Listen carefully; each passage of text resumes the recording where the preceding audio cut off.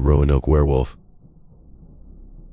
The origins of the Roanoke werewolf legend can be traced back to 1587, when 115 English settlers arrived on Roanoke Island with the intention of establishing a permanent colony.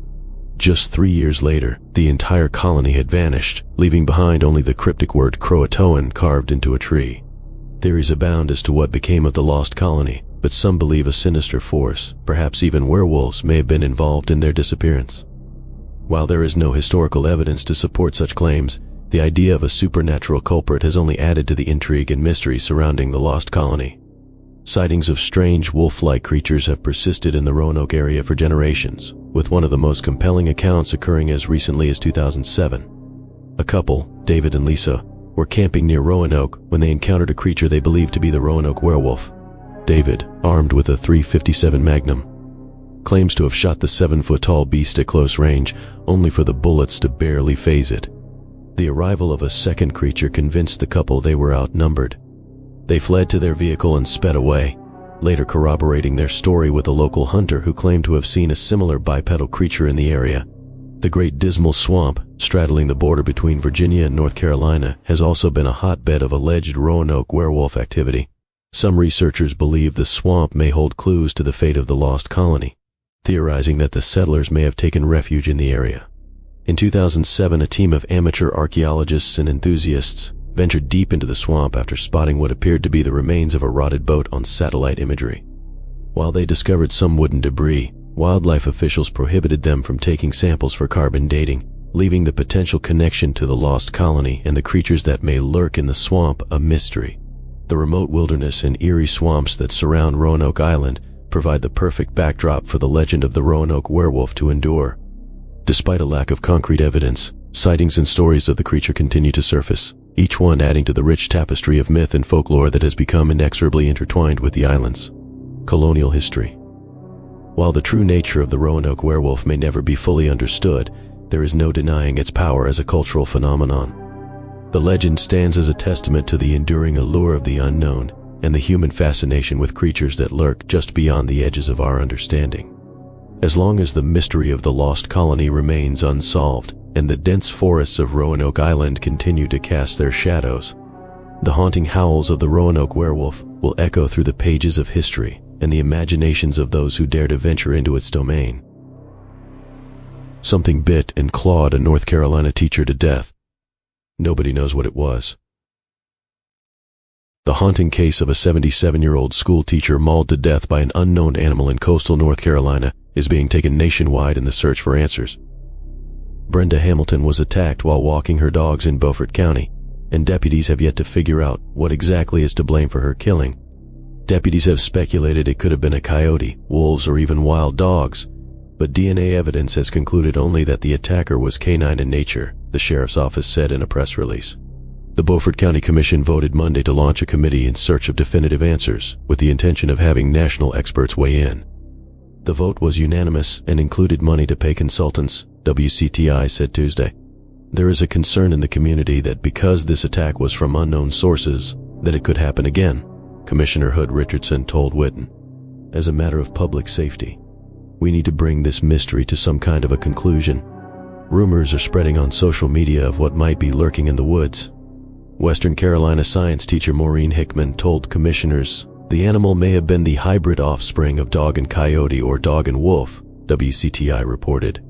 Hamilton was a wife and mother and had been a teacher for 51 years, most recently at Pungo Christian Academy, which referred to her on Facebook as the school's matriarch. She was attacked about 5:30 a.m. on February 15th, while walking her dogs in the Pantego community, about 135 miles east of Raleigh, according to a Beaufort County Sheriff's Office press release. A family in the area told investigators they were awakened by their dogs barking by the road and investigated to find Hamilton, who was lying in a ditch submerged up to her shoulders in water. A Sheriff's Office release said, EMS personnel arrived to find Hamilton suffering from catastrophic injuries to both arms, both legs, and her scalp, according to the release. A considerable amount of blood was also found on the road, leading investigators to where Hamilton was found in the ditch. The two dogs found near Hamilton were examined about an hour after the attack by deputies and animal control officers. The dogs displayed no signs of aggression, the release said. The department took 14 DNA samples from pet dogs in area, but found no match, officials said. After the completion of all testing and a review of the scientific and circumstantial evidence in this case, we are unable to make a definitive determination as to what type of canine attacked Brenda Hamilton, said the department. Are there real werewolves in North Carolina?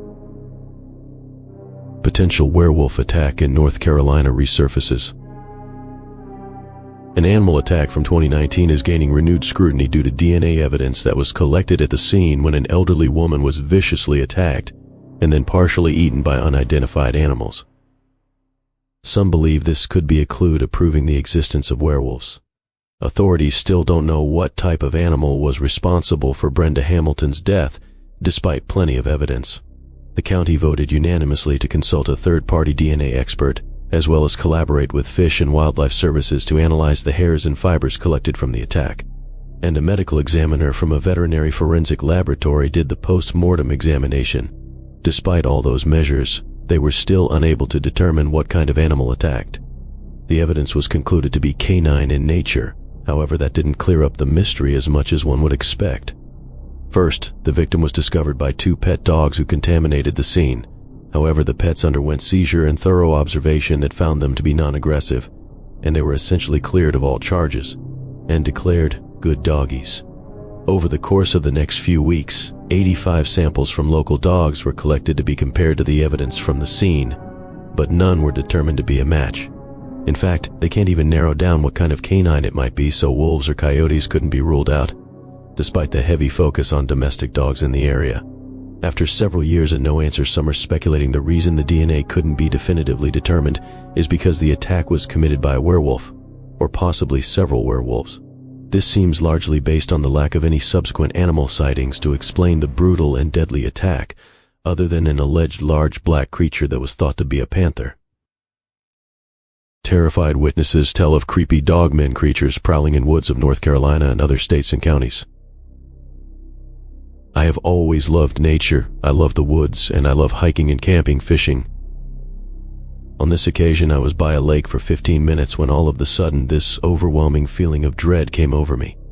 I switched my headlamp on to turn around to start back up the riverbank, and right behind a big sycamore tree, I saw what looked to be a very large animal kind of kneeling beside it.